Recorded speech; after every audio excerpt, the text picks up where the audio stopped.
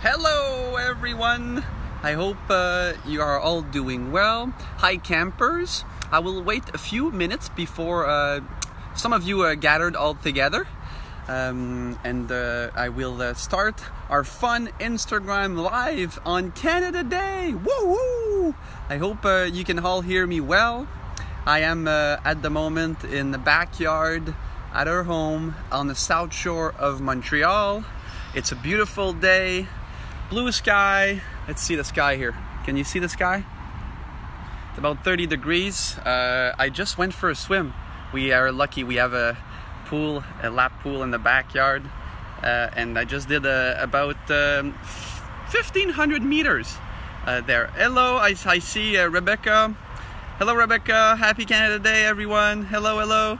Hi, Taylor. How are you? I hope you're all doing well and having a great day with friends and family. It's another beautiful day here. Okay, I think some of you are here. I just wanted to present myself briefly. I'm sure some of you had the opportunity to meet me virtually earlier this week. I'm your ed counselor this week for the Jumpstart Summer Camp.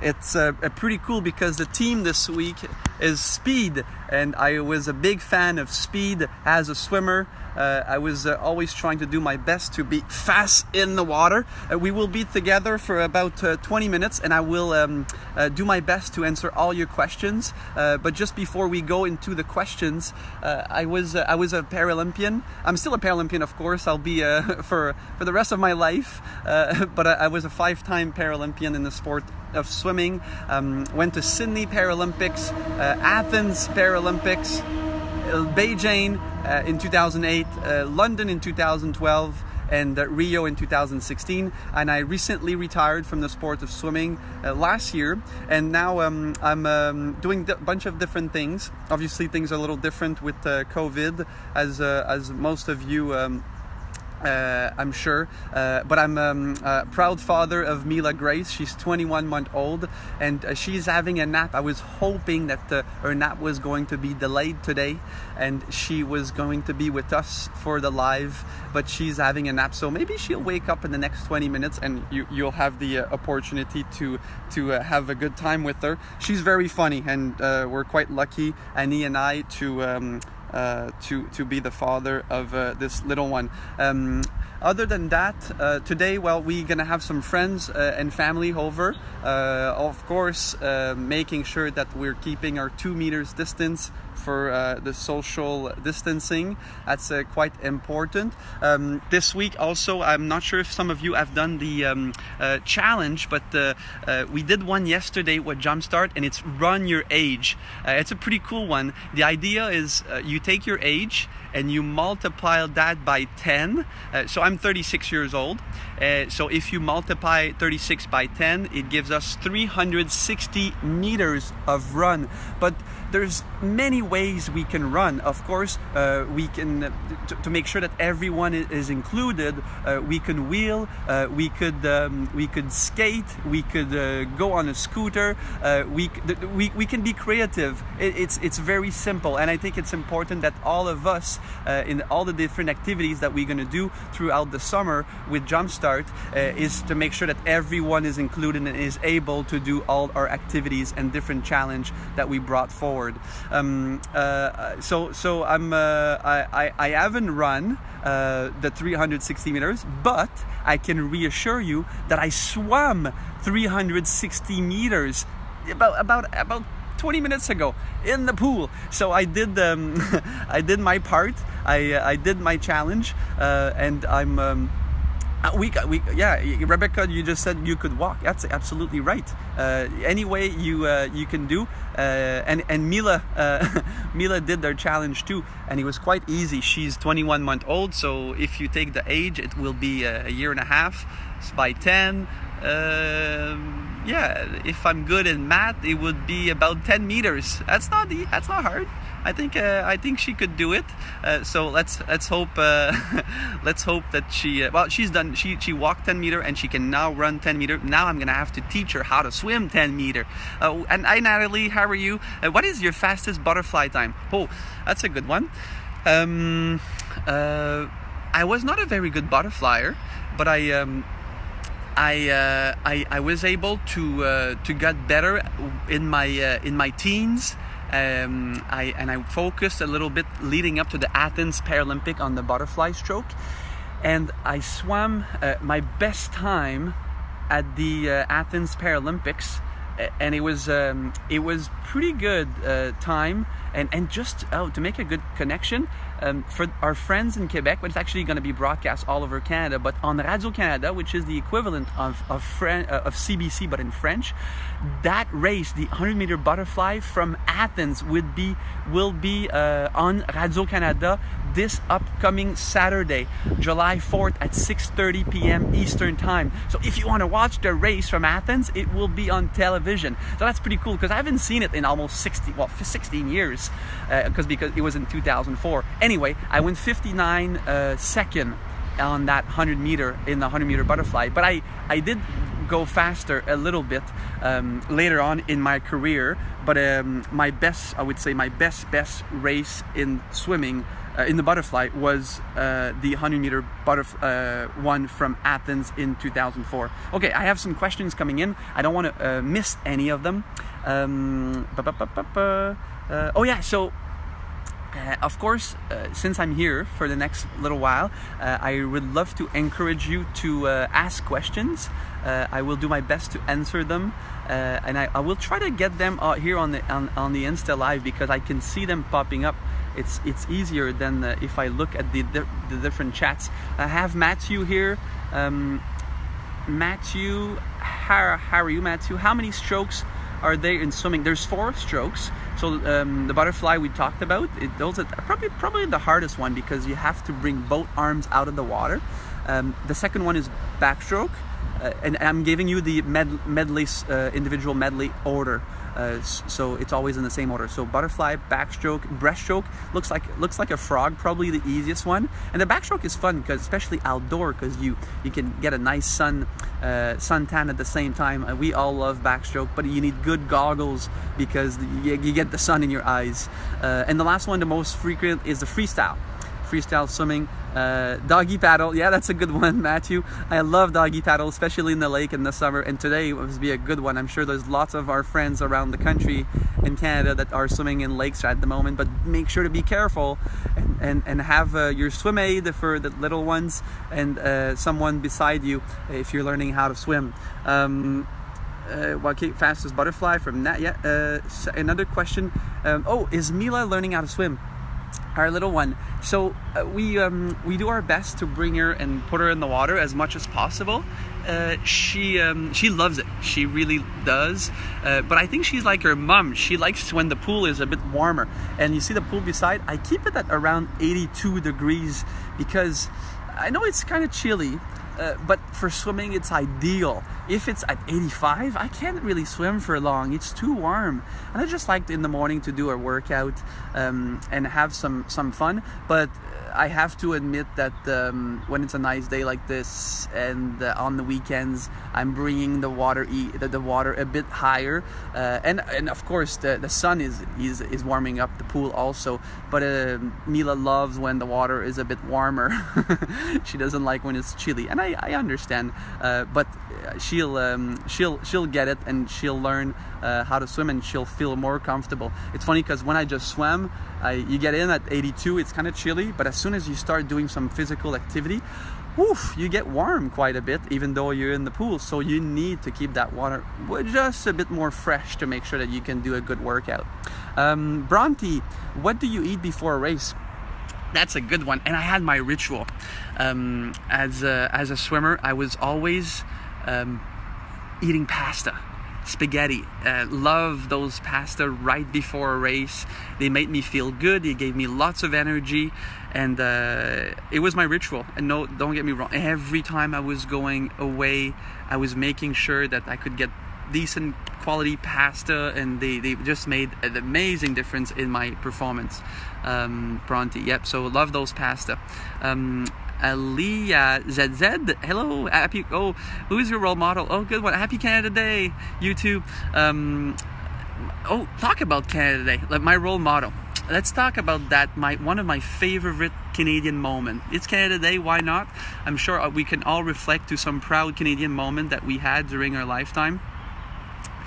Mine was I was 8 years old. And it was the first time that I realized what the Olympics were all about. So you know, year 8, I was watching TV. I was mostly watching hockey.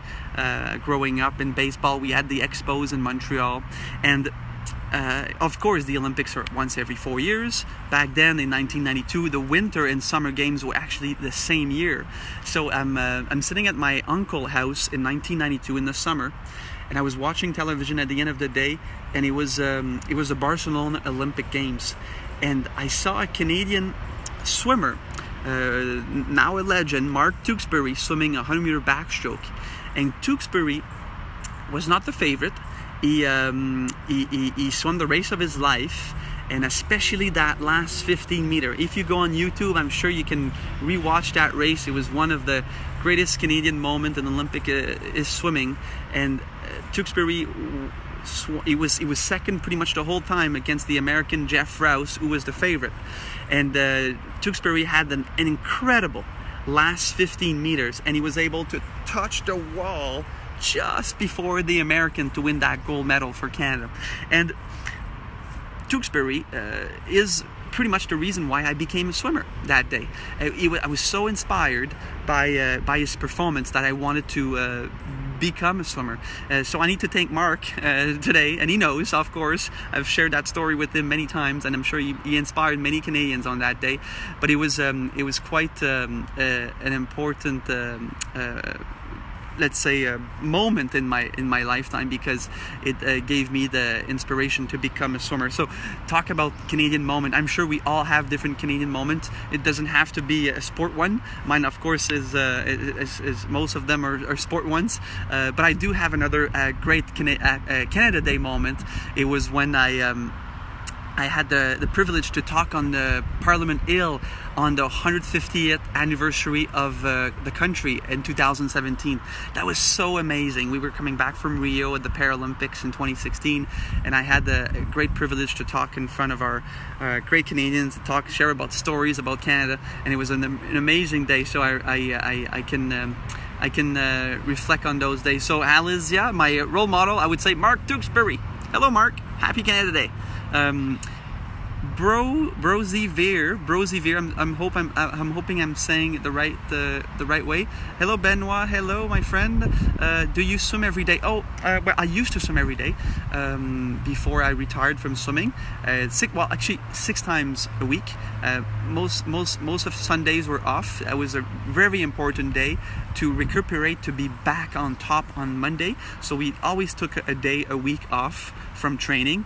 Quite important, but it was twice a day, almost 30 hours in the pool every week to make sure that we could accomplish our objectives and our dreams. So that was quite neat. Laura, hello, Laura.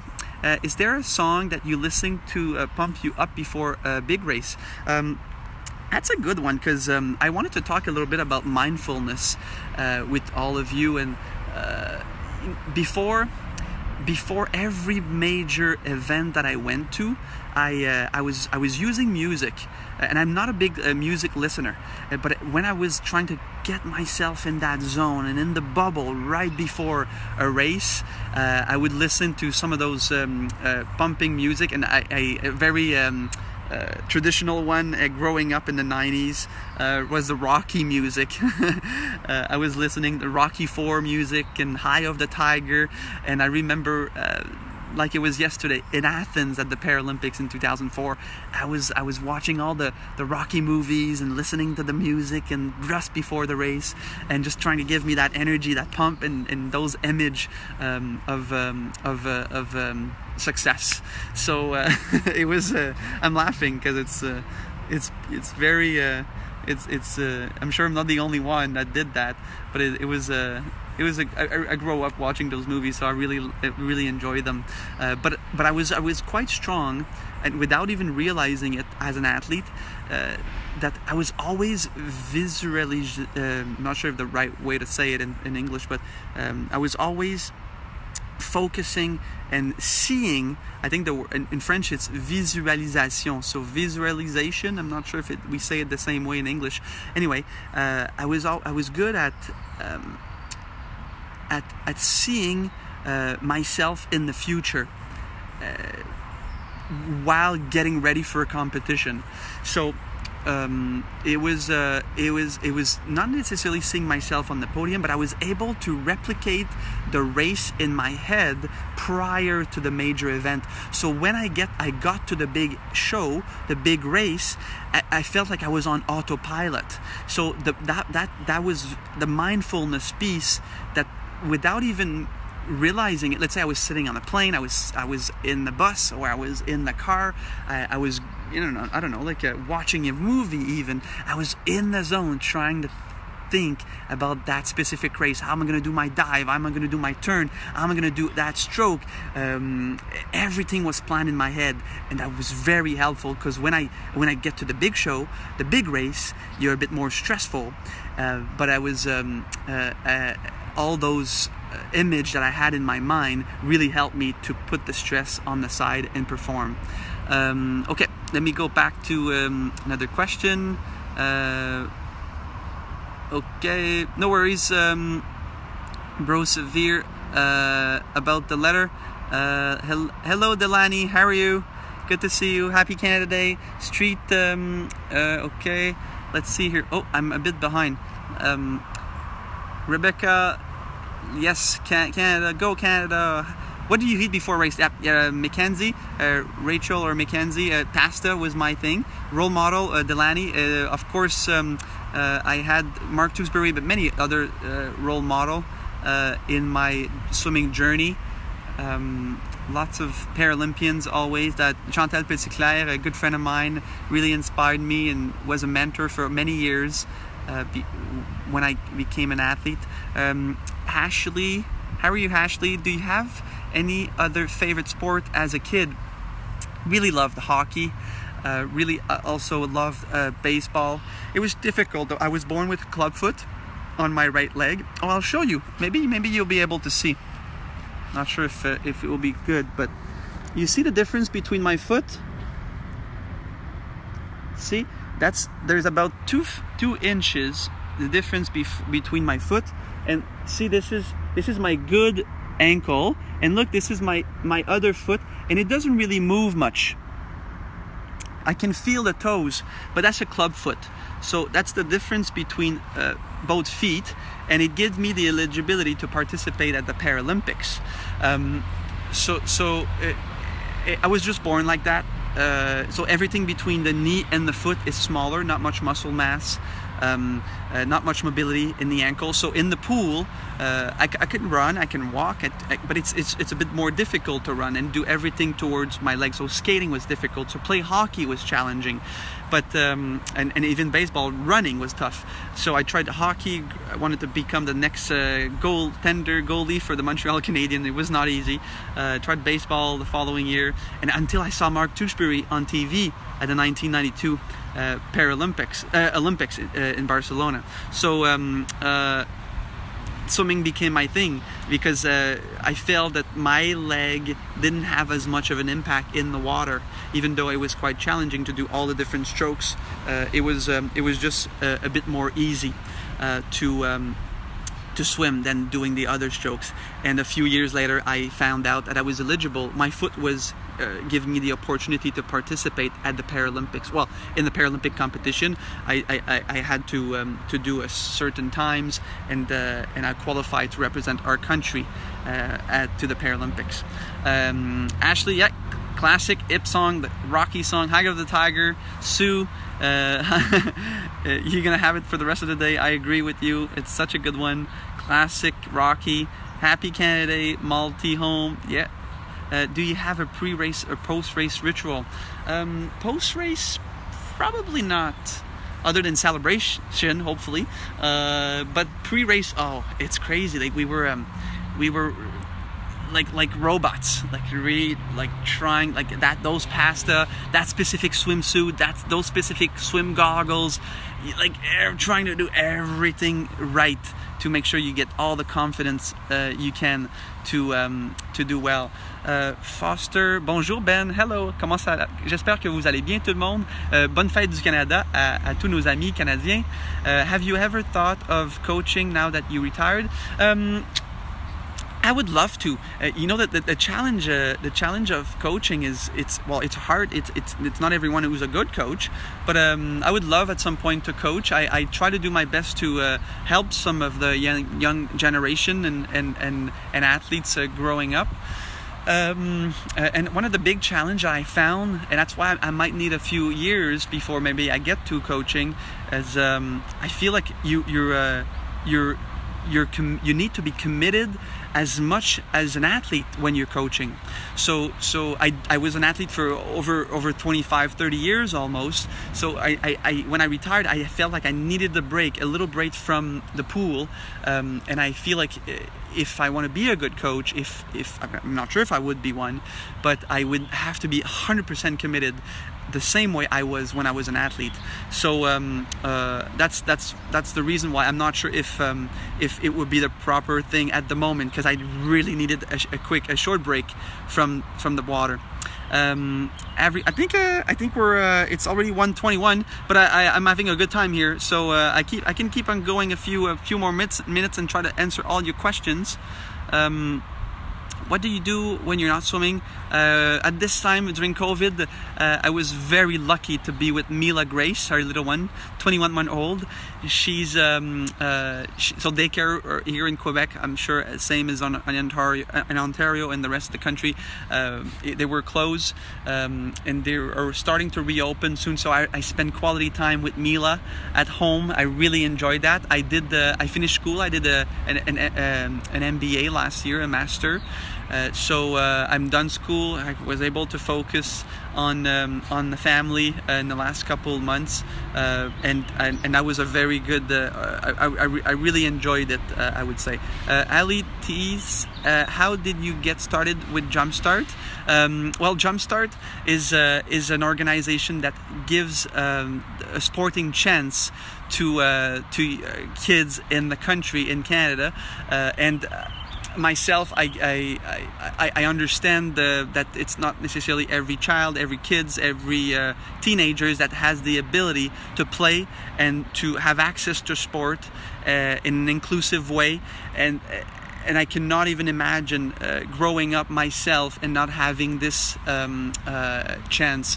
I was very lucky and fortunate to grow up in a family where they believed in sport, and they gave me the tools and the resource to access sport, and I will do the same hopefully with Mila when she grows up, and she is growing up. So that's the reason why Jumpstart is so important for Canadians, and the reason why I am very privileged to be engaged as an ambassador with Jumpstart.